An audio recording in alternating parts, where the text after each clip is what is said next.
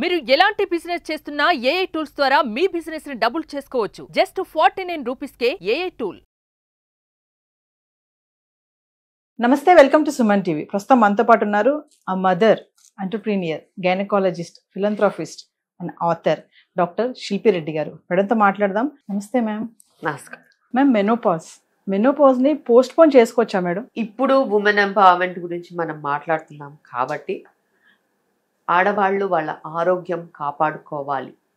అలాంటప్పుడు pre menopause, menopause, post menopause ఖచ్చితంగా మంచి లైఫ్ స్టైల్తో, మంచి మెడిసిన్స్తో మేనేజ్ చేసుకోవచ్చు. అదే ప్రక్రియలో ఎన్నో రకాల మంచి hormone replacements, vitamins, treatments available ఉన్నాయి. సో మెనోపాజ్ అనేది కూడా గ్రేస్ఫుల్గా ఆహ్వానించేలాగా మంచి అసిస్టెన్స్తో, ఇలా వేడి ఆవిర్లు, బోన్ పెయిన్స్, ఇవన్నీ ఒక హింసాత్మకమైన కండిషన్లో నుంచి వెళ్లకుండా, సెల్ఫ్ టార్చర్ చేసుకోకుండా స్మూత్గా మెనోపాజ్కి వెళ్ళి ట్రాన్సిషన్ అయ్యే ఆప్షన్స్ ఉన్నాయి. వాటి వైపు వాళ్ళు నిజంగా దృష్టి పెట్టాలి. ఎందుకంటే క్వాలిటీ ఆఫ్ లైఫ్ చాలా చాలా ఇంపార్టెంట్.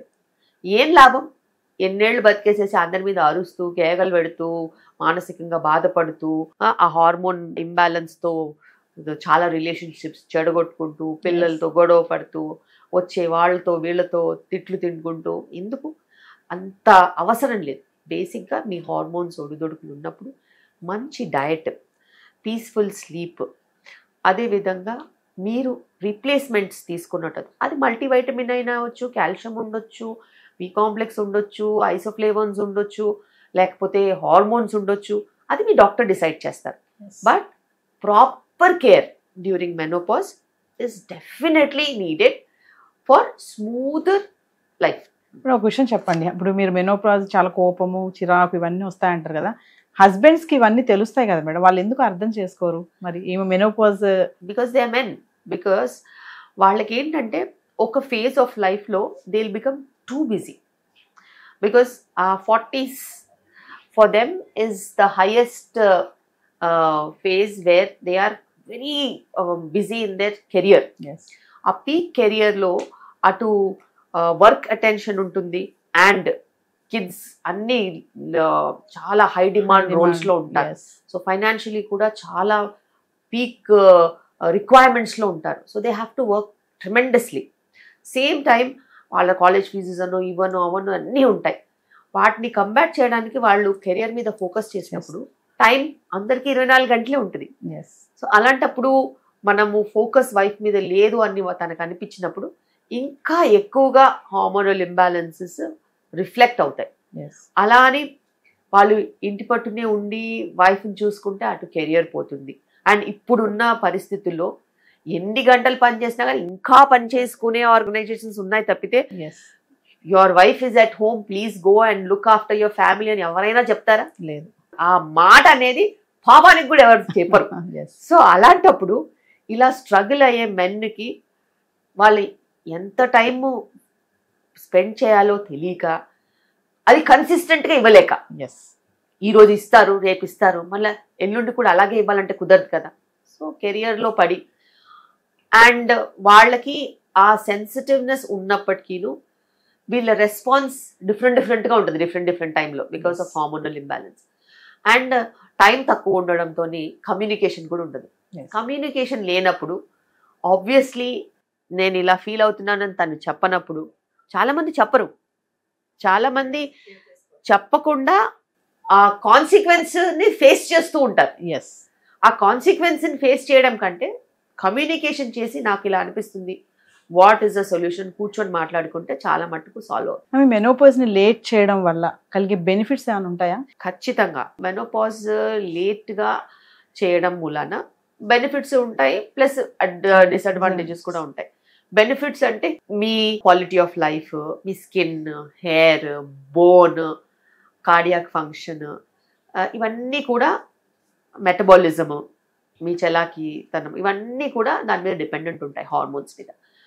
అండ్ డిసడ్వాంటేజెస్ ఏంటిదంటే మీరు ఇన్కన్సిస్టెంట్గా మీరు డాక్టర్ చెకప్ దగ్గరికి వెళ్లకుండా అలా ఒక్కసారి రాసిన నెల రోజులకు రాసిన ప్రిస్క్రిప్షన్ 4 సంవత్సరాలు తీసుకుంటే మరి you will land in to some of the other problems. అది కార్డియోవాస్కులర్ ప్రాబ్లమ్స్ ఉండొచ్చు, క్యాన్సర్స్ ఉండొచ్చు, ఇంకోటి ఉండొచ్చు.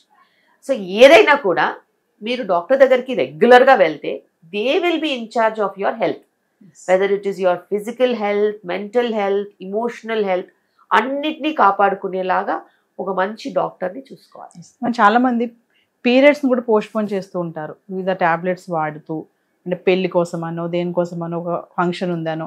దీన్ని ఎలా చూడొచ్చు అండి? దీనివల్ల వచ్చే సమస్యలు ఏంటి? చాలా సమస్యలు వస్తాయి. ఎందుకంటే పీరియడ్స్ అనేవి ఒక రెగ్యులర్ సింక్లో వెళ్తూ ఉంటాయి.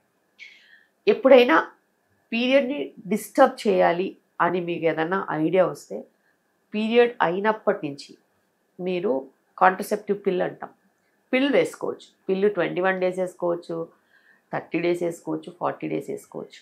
కానీ పీరియడ్ పోస్ట్పోన్మెంట్ పిల్స్ ఏవైతే ఉంటాయో జస్ట్ పీరియడ్ రాక ముందు నుంచి వేసుకుంటారు, అవి మట్టుకు చాలా రకాల సమస్యలని తీసుకొస్తాయి. ఇర్రెగ్యులర్ పీరియడ్స్ చేసేయడము, దాని తర్వాత ఓవర్ బ్లీడింగ్ అన్నా, అండర్ బ్లీడింగ్ అన్నా, ఇర్రెగ్యులర్ బ్లీడింగ్ అన్నా, పీసీఓడి ఉంటే పీసీఓడి బయటపడడం అన్నా, లేకపోతే ఇర్రెగ్యులర్ పీరియడ్స్ పర్మనెంట్గా అయిపోవడం అని, ఇలా ఎన్నో రకాల సమస్యలు చూస్తూ ఉన్నాం.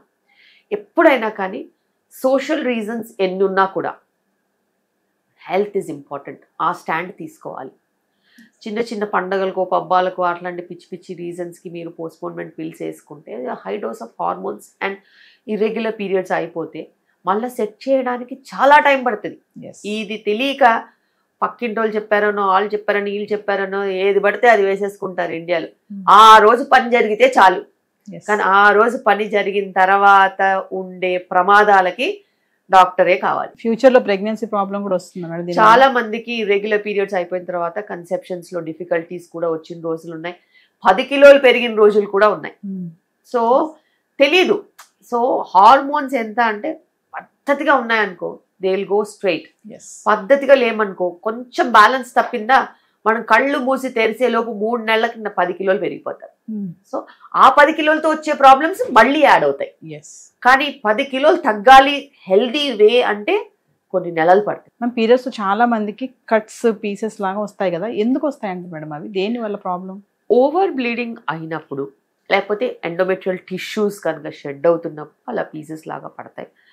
ఓవర్ బ్లీడింగ్ అయినప్పుడు క్లాట్ వస్తుంది, ఆ క్లాట్ కోసేపటి తర్వాత బయటకు వస్తుంది. సో అలా క్లాట్స్గా బ్లీడింగ్ అవ్వడం కూడా కరెక్ట్ కాదు, టిష్యూస్ కూడా బ్లీడింగ్ అవ్వడం కరెక్ట్ కాదు.